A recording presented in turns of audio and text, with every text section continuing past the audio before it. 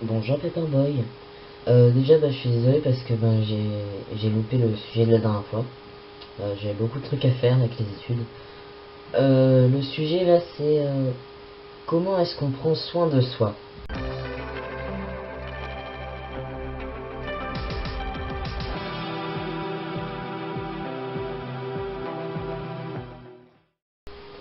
Le truc qui va être marrant c'est que je vais finir par faire une liste de, de conseils mais que moi-même je suis pas.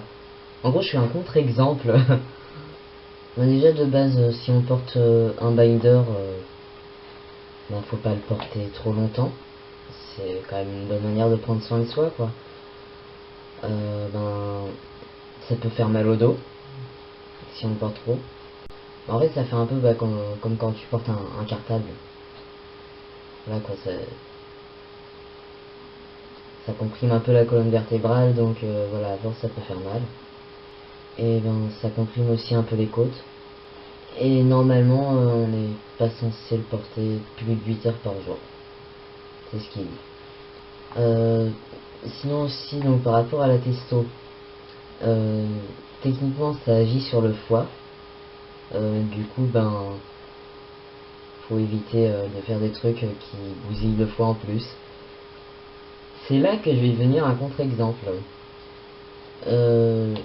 Genre par exemple, les médicaments, ça peut agir sur le foie. Et puis en gros, vu que je fais des insomnies et que l'an dernier j'ai eu pas mal de problèmes par rapport à ma résidence aussi, à un moment donné, je me suis mis à détourner un peu des codoliprane, c'est comme ça que ça s'appelle, ouais. Enfin, c'est des doliprane à la codéine. Parce qu'en fait, j'avais juste remarqué que ça avait un effet anxiolytique. Et du coup, il y a plusieurs personnes qui m'ont dit que faut pas faire ça parce que j'allais me détruire le foie, quoi. Même quand je raconte ça cette histoire-là à des personnes qui savent même pas que je suis souté, enfin, qui savent même pas que je suis trans, du coup ils me disent pareil, donc voilà quoi, c'est même pas lié quoi à prendre de la testostérone ou pas, c'est juste ça bousille le foie, donc forcément quand t'es souté, c'est pire. Et là oui, du coup là je suis un contre-exemple. J'ai vu il y a pas longtemps sur un groupe, sur une discussion que apparemment en fait la testostérone ça agit avec le pamplemousse. Donc on n'est pas censé manger de pamplemousse. Et ça aussi je l'ai fait plein de fois parce que je ne savais pas. Voilà. Donc c'est pareil, il y a des médicaments à base de pamplemousse. Non mais même quand j'entre dans Synapse, qui est l'association étudiante dans laquelle je suis, on a un frigo à nous. Il y a des jus de fruits dedans. Des fois j'ouvre et je fais oh du jus de pamplemousse. Voilà, donc je savais pas que ça interagissait, que fallait pas en prendre. Maintenant je sais. Mais sinon il s'est rien passé, donc je sais pas vraiment en quoi ça interagit. Ensuite aussi la testostérone. Ça peut, je dis bien ça peut parce que c'est mon cas et certainement le cas d'autres personnes. Mais il y a des gens chez qui ça va rien faire. Donc en gros, ça peut avoir un effet sur les organes génitaux. Et en partie, genre sur les sécrétions, enfin au niveau du vagin. De base, le vagin a une fonction de lubrification naturelle.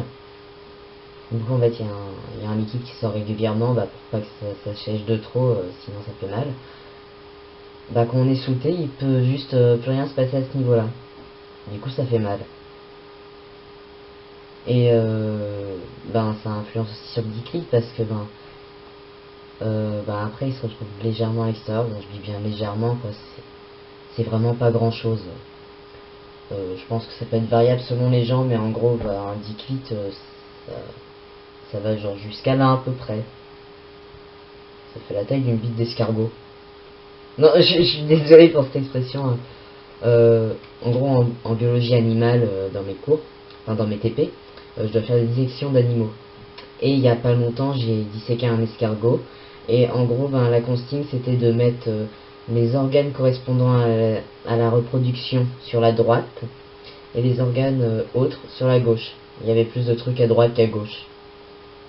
Et à un moment donné dans la salle, quand je regardais le truc, j'étais en mode, c'est abusé la taille du pénis par rapport à la taille de l'animal. Voilà. Alors du coup, bah pour ça, le truc qu'il faut faire, ben déjà c'est au début surtout le dick nettoyer régulièrement.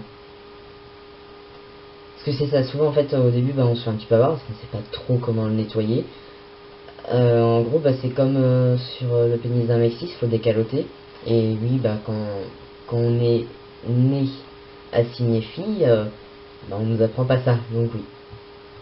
Parce que sinon en fait il y a une accumulation de smegma après qui se fait et ça peut faire mal. Il faut pas non plus trop nettoyer parce que sinon ça fait mal. Voilà, faut voir. Tous les 3 jours c'est bien. Faut pas nettoyer avec de gel douche. Je faisais ça au début mais ça me brûlait et je me demandais pourquoi. Donc ensuite bah, j'ai décidé d'utiliser du savon de Marseille, ça brûlait toujours.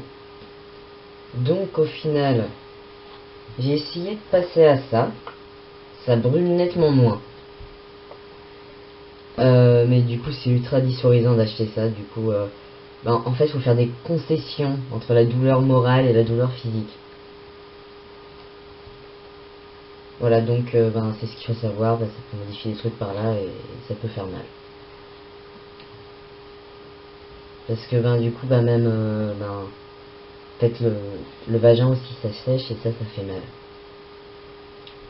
C'est même à cause de ça ben, je me suis mis à réfléchir sur déjà je sais que je vais faire une hystérectomie, mais aussi je pourrais pas demander à ce qu'on enlève le vagin avec. Juste dans une logique, en fait ma logique c'est si je n'ai pas cet organe, je ne peux pas avoir mal à cet organe. Donc je vais vous dire ce coup-ci à la semaine prochaine, parce que là j'ai vu qu'ils sont postés, les sujets d'octobre. Du coup j'en ai loupé un, mais au final c'est pas réellement grave, parce que dans la liste qui a été faite, il y en a un que j'avais déjà traité. Genre il y en a un qui s'appelle ben, comment avez-vous choisi votre prénom.